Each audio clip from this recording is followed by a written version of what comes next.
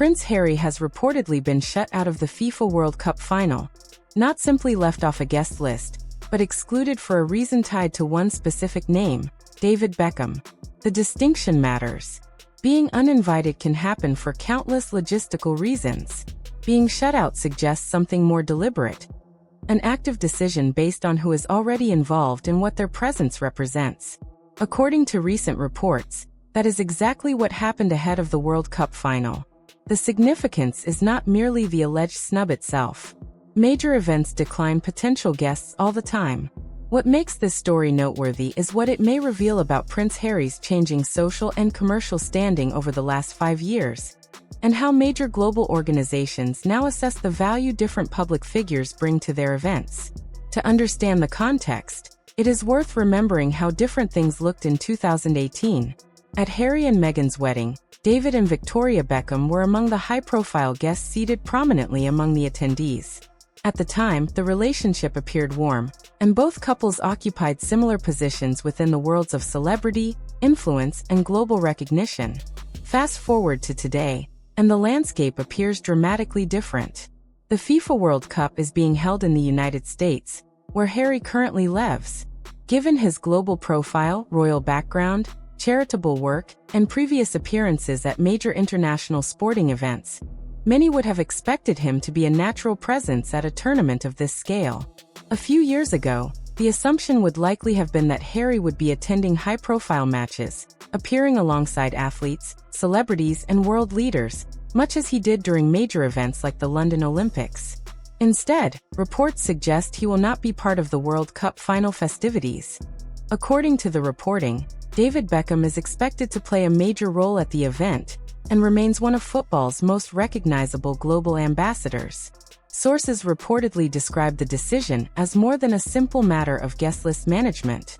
Rather, it reflects a judgment about which personalities enhance the occasion, and which may create distractions. One source summarized the situation with a striking phrase: "Football picked its prince years ago, and that prince is David Beckham." That statement goes beyond any personal disagreement between former friends. It reflects a broader reality about influence and public perception. Major international events carefully select the figures they associate themselves with, and those choices often reveal how institutions view status, relevance, and public appeal. Whether entirely accurate or not, the reporting suggests that football's global establishment now sees Beckham as the figure who best represents the sport's image on the world stage. More importantly, it highlights how dramatically Prince Harry's public position has changed since stepping away from royal duties. The story, therefore, is not really about one invitation. It is about influence, perception, and the shifting hierarchy of global celebrity. 5 years ago, Harry would likely have been considered an obvious addition to an event of this magnitude. Today, reports suggest he is no longer viewed in the same way. That shift, more than the World Cup itself, is what makes the story noteworthy. What makes the World Cup story significant is not simply the reported exclusion itself, but what it reveals about a longer-term shift in public perception. Major global events do not make decisions based on a single moment or isolated controversy. They reflect accumulated judgments about public figures, who they are, what they represent, and whether their presence enhances or complicates the event. That is why the World Cup story matters as an indicator of trajectory rather than merely a social dispute between former friends. According to sources cited in recent reporting, the relationship between Prince Harry and David Beckham had already broken down long before any World Cup guest list decisions were made. The reported exclusion is presented not as a reaction to current events, but as the lingering consequence of a breach of trust that occurred years ago and was never repaired. The turning point, according to those accounts, was the accusation that David and Victoria Beckham had been leaking stories to the British press. The allegation reportedly originated from within the Sussex circle and struck at the heart of what had once been a genuine friendship. Sources claim that David Beckham never forgave the accusation. In their view, the trust was permanently damaged, and once that trust disappeared, the relationship could not be restored. The accusation itself deserves closer examination because it fits into a broader pattern often associated with the Sussex narrative.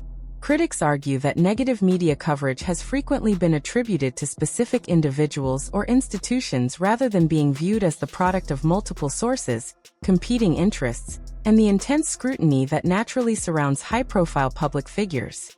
At the time, Harry and Meghan were among the most heavily covered public figures in the world. Stories emerged from many directions simultaneously: royal insiders, former associates, media commentators, unnamed sources, and the broader celebrity news ecosystem.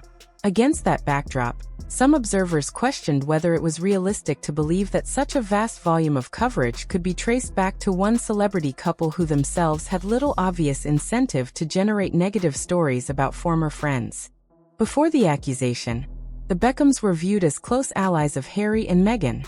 They attended the royal wedding, moved within similar social circles, and shared connections across the worlds of celebrity, philanthropy, and public life. The allegation changed that dynamic completely. According to reports, David Beckham was particularly angered because he believed he was being blamed for something he had not done.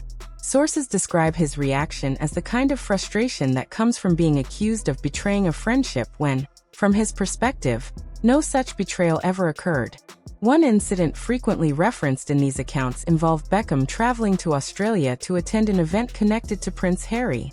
The journey was seen as a demonstration of support and an effort to maintain what had once been a genuine friendship. In hindsight, supporters of Beckham argue that the trip highlighted the contrast between the goodwill he believed he was showing and the accusations that later emerged. Whether one accepts that interpretation or not, it remains a key moment in the narrative surrounding the collapse of the Beckham-Sussex relationship. Years later, that fallout continues to be referenced whenever questions arise about Harry's standing within elite celebrity and sporting circles. The World Cup story, therefore, is not really about a single invitation. It is about reputation, trust, and how relationships that once appeared strong can deteriorate in ways that continue to shape perceptions long afterward. This week also marks the 5th anniversary of Meghan Markle's children's book, The Bench, and the anniversary has prompted renewed discussion about what the book's performance may have revealed about the broader Sussex commercial trajectory. Published on June 8, 2021, The Bench arrived at what should have been an exceptionally favorable moment. COVID restrictions were easing, book sales remained strong, and Meghan was enjoying unprecedented global attention following the highly publicized Oprah Winfrey interview just a few months earlier. At that point, Harry and Meghan were among the most talked about public figures in both Britain and the United States. The project also had the backing of Penguin Random House, one of the most powerful publishing companies in the world, as part of a reported multi-book deal worth approximately $40 million. With worldwide media interest, extensive publicity, and enormous name recognition, the conditions for a successful launch appeared to be firmly in place. Despite those advantages, The Bench sold approximately 3,200 copies during its first week in the United Kingdom, and failed to secure a place in the UK's official top 50 book chart. For a release tied to one of the most recognizable public figures in the world at the height of her media visibility, those figures were widely viewed as disappointing. The book was presented as a heartfelt reflection on the bond between fathers and sons, told through a mother's perspective. While some readers appreciated its sentiment and illustrations, critics questioned whether the concept itself was compelling enough to sustain broad commercial interest beyond the initial publicity surrounding Meghan's name. Looking back 5 years later, commentators continue to debate whether The Bench was an early indicator of a larger pattern. The project benefited from extraordinary publicity, major publishing support, and intense public curiosity, yet it struggled to generate the level of commercial success many expected. For some observers, that outcome suggested that media attention and public fascination do not always translate into lasting consumer demand. Whether one views the book as a modest niche release or a missed commercial opportunity, its anniversary has reopened questions about the long-term strength of the Sussex brand and the difference between attracting attention and converting that attention into sustained commercial success. That framing carried an immediate challenge that many commentators pointed out at the time. Even before opening the book, readers were confronted with an uncomfortable contradiction. Meghan's own relationship with her father had broken down publicly and completely, becoming one of the most widely discussed family estrangements in modern celebrity culture. At the time, Thomas Markle had been excluded from his daughter's wedding and was communicating largely through television interviews, creating a highly publicized father-daughter conflict that dominated headlines around the world. Against that backdrop, publishing a book celebrating the beauty of the parent-child bond, particularly the relationship between fathers and children, inevitably attracted scrutiny. For many readers, the book's central message seemed difficult to separate from the author's own well-known family circumstances. However, the 5-year retrospective reveals something more important than the disappointing first-week sales figures. What has become clearer over time is the broader commercial pattern that followed. The reported $40 million publishing agreement with Penguin Random House covered 4 books. The Bench was the first. The second was Spare, which became a major commercial success, selling millions of copies worldwide. Unlike The Bench, Spare was built around a powerful and highly marketable premise: a royal insider sharing personal experiences, family conflicts, and behind-the-scenes revelations from one of the world's most famous institutions. The success of Spare largely justified the scale of the publishing deal. Yet after those 2 books, the momentum appeared to slow considerably. 2 books remained under the reported agreement, but years later there has been no announced publication date, no confirmed manuscript, and no clear indication that either project is nearing release. Reports have periodically surfaced about potential future projects, including a joint wellness book and speculation surrounding Meghan's own memoir. Some reports even suggested that a manuscript was being developed for publication in the event of a future separation, though such claims remain unconfirmed. What makes these reports noteworthy is not necessarily what they imply about the marriage itself, but what they suggest about the commercial strategy behind the Sussex brand. Preparing material for a future event that has not yet occurred can be viewed as a practical business decision. However, it also suggests that the commercial value may be tied less to independent projects and more to ongoing public interest in the Sussex story itself. Looking back over 5 years, a clear pattern emerges. The major deals with Netflix, Spotify, and Penguin Random House were all built around one central narrative: a royal couple who left one of the most famous institutions in the world and were willing to tell their story. At the time, that narrative was fresh, compelling, and commercially valuable. Global audiences were eager to hear their perspective, and major corporations invested accordingly. The challenge with any major story, however, is that public fascination naturally declines over time. Initial curiosity is often strongest at the beginning, and maintaining that level of attention becomes increasingly difficult. The commercial performance of subsequent projects suggests that the extraordinary interest generated by the original departure from royal life may have been difficult to replicate once that story had already been told. The contrast became even clearer when comparing the performance of later projects. The 2022 Netflix documentary centered on the royal conflict generated an extraordinary 81.6 million viewing hours during its first week. By comparison, the 2025 lifestyle series focused on cooking, gardening, and life in California attracted only a fraction of that audience, ranking far lower in Netflix's global engagement reports. The comparison is revealing because the platform remained the same, the production resources were similar, and the central figure was unchanged. What differed was the story itself. One project revolved around a royal crisis that had captured worldwide attention. The other focused on lifestyle content. The audience response suggests that the royal narrative carried a level of public interest that proved difficult to replicate in unrelated ventures. This highlights a challenge that has become increasingly visible over the past 5 years. Public fascination was largely driven by the story surrounding Harry and Meghan's departure from royal life. That story was unique, dramatic, and highly newsworthy. However, stories of that nature have a natural lifespan. As time passes, public curiosity gradually declines, regardless of how much additional content is produced. Looking back, The Bench may have been one of the earliest indicators of this dynamic. The book was released when interest in Meghan was at its peak, yet it struggled to generate significant sales momentum. Critics argued that readers were primarily interested in Meghan's role within the royal story, rather than in her work as a children's author. In other words, Attention was attached to the narrative rather than automatically transferring to every project associated with the individual. When public interest is driven primarily by a particular story, subsequent projects must ultimately succeed on their own merits. They cannot rely indefinitely on the same source of attention. Over the years, that pattern appears to have repeated itself across multiple ventures and partnerships. The conclusion of the Spotify partnership, changes to the Netflix relationship, uncertainty surrounding future publishing projects, and fluctuating interest in newer business ventures have all fueled debate about the long-term sustainability of a brand built around a single defining narrative. Each development reflects the same underlying challenge: maintaining audience engagement after the original story that generated worldwide interest has gradually moved further into the past. Viewed through that lens, The Bench may be seen as more than a disappointing book launch.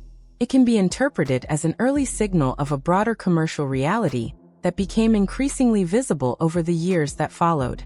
Before closing, however, it is worth noting a different kind of public legacy altogether.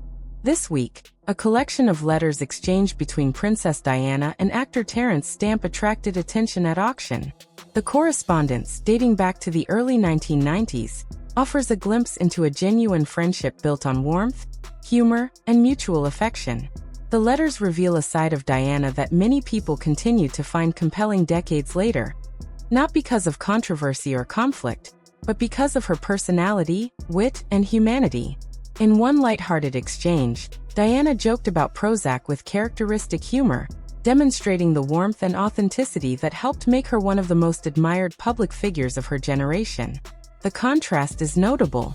Commercial attention often rises and falls with the story of the moment. Genuine public affection, however, can endure for decades. The renewed interest in Diana's personal correspondence serves as a reminder that lasting legacy is not always measured by ratings, sales figures, or business deals, but by the personal connections people continue to feel long after the headlines have faded. Prince Harry's absence from the FIFA World Cup final is being viewed by some commentators as more than a simple omission from a guest list. Reports suggest that his exclusion reflects a broader shift in status and influence, with one name repeatedly linked to the story: David Beckham. The distinction between being uninvited and being shut out is important. Being uninvited can happen for countless logistical reasons. Being shut out implies an active decision that someone's presence is no longer considered beneficial or desirable. According to recent reporting, that is the interpretation being attached to Harry's absence from one of the world's biggest sporting events. A few years ago, many would have expected Harry to be a natural guest at an event of this scale. Living in the United States, maintaining a global profile, and having a long history of attending major international sporting occasions, he would likely have been considered a high-profile presence. Today, however, that assumption appears to have changed. Reports claim that Beckham is expected to be one of the most prominent figures associated with the tournament, and that organizers increasingly see him as football's preferred ambassador. The phrase "football picked its prince" has been used to describe Beckham's standing. Whether fair or not, it reflects a perception that major global events now view Beckham as an asset who enhances their image and appeal. According to sources, the roots of the Beckham-Harry fallout stretch back several years. The relationship reportedly deteriorated after accusations that David and Victoria Beckham were leaking stories to the British press. Those claims allegedly damaged trust beyond repair. Sources maintain that Beckham never forgave the accusation and viewed it as a serious betrayal. Another incident frequently cited involved Beckham traveling to Australia in hopes of meeting Harry during a major event. Reports claim the meeting never happened because Harry was unavailable. For Beckham, the combination of the accusations and the failed meeting reportedly confirmed that the friendship was no longer valued in the way it once had been. Since then, the Beckhams have increasingly aligned themselves with Prince William and Catherine, Princess of Wales. David Beckham has publicly supported William's charitable initiatives, while Catherine has frequently worn Victoria Beckham's designs at high-profile events. This visible connection has reinforced the perception that the Beckhams have moved closer to the Wales family, while distancing themselves from the Sussexes. The discussion also revisits Meghan's children's book, The Bench, which recently marked its 5th anniversary. Critics argue that the book's modest sales performance revealed a larger commercial challenge. While public interest in Harry and Meghan was extremely high following their interview with Oprah Winfrey, that attention did not necessarily translate into strong demand for projects unrelated to the royal family story. Some analysts believe this pattern has repeated itself across multiple ventures. They point to strong initial interest in projects connected to royal controversy, followed by weaker engagement when the focus shifted toward lifestyle, entertainment, or personal branding. Whether one agrees with that interpretation or not, it remains a recurring theme in discussions about the Sussexes' commercial ventures. The contrast often drawn is with Harry's mother, Diana, Princess of Wales. Recently auctioned letters between Diana and Terence Stamp revealed a warm, humorous, and deeply personal friendship. What stood out to many observers was that Stamp kept those private letters confidential for decades, never seeking publicity or profit from them during his lifetime. To some, that demonstrated a form of loyalty and discretion that Diana valued highly in her closest relationships. Ultimately, supporters and critics will draw different conclusions from these stories. Some see them as evidence of declining influence and missed opportunities. Others view them as routine developments that naturally occur as public figures move through different phases of their lives. What remains undeniable is that Harry and Meghan continue to generate discussion, and every new development is closely examined through the lens of their complex relationship with fame, the media, and the royal family. The contrast with what many critics describe as the Sussex commercial model does not need to be stated directly. Some relationships, memories, and confidences are simply worth protecting. The people who understood that distinction were often the people Diana trusted most, the ones she turned to when she wanted to be completely honest rather than when she felt obligated to perform a public role. The Beckham story raises a larger question about how friendships were valued and managed once they became complicated or inconvenient. Was the breakdown of that relationship an isolated incident, or part of a broader pattern in how personal connections were handled during the Sussexes' post-royal transition? The 5-year retrospective on the bench also invites a wider discussion about the commercial strategy behind the Sussex brand. Were the disappointing results primarily a matter of execution that better management could have corrected? Were they the result of a flawed business model from the beginning? Or do they point to something more fundamental? A gap between what audiences were interested in and what was ultimately being offered once the initial royal departure story had run its natural course? These questions continue to shape the debate surrounding the Sussexes' public and commercial future. As major partnerships have ended, been restructured, or scaled back, observers remain divided over whether the challenges stem from strategy, market demand, changing public interest, or a combination of all three. Whatever conclusion people reach, the discussion is unlikely to disappear anytime soon. The story continues to evolve, new developments continue to emerge, and every chapter adds another piece to a debate that remains one of the most closely watched narratives connected to the modern royal family.